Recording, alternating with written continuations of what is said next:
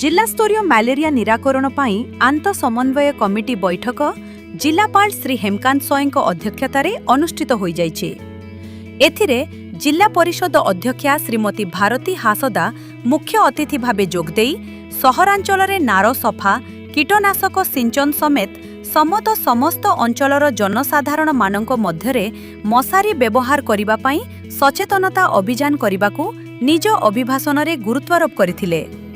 सेहीपरि जिलापाल श्री सय घर घर बुली समस्त ज्वर रोगी को ମ୍ୟାଲେରିଆ रक्त परीक्षा करिबा, सोइला बेले मशारी टांगी सोइबा एवं प्रत्येक ମ୍ୟାଲେରିଆ रोगी को संपूर्ण चिकित्सा प्रदान करिबा पई तृणमूल स्तर रे नियोजित स्वास्थ्य कर्मीठू आरंभ करी मेडिकल टीम सभिए दल भित्तिक कार्य करिबाकू निज अभिभाषण रे मत प्रकाश करथिले। सेहीपरि जिला मुख्य चिकित्सा और जनस्वास्थ्य अधिकारी डाक्टर विश्वनाथ दास यथाशीघ्र रोग चिन्हट करी संपूर्ण चिकित्सा करिबा सहित परीक्षागार टेक्नीशियन माने उचित समय रे रक्त काचरे माइक्रोस्कोपी सहायता रे परीक्षा सुनिश्चित करिबा पई निज वक्तव्य रे प्रकाश करथिले।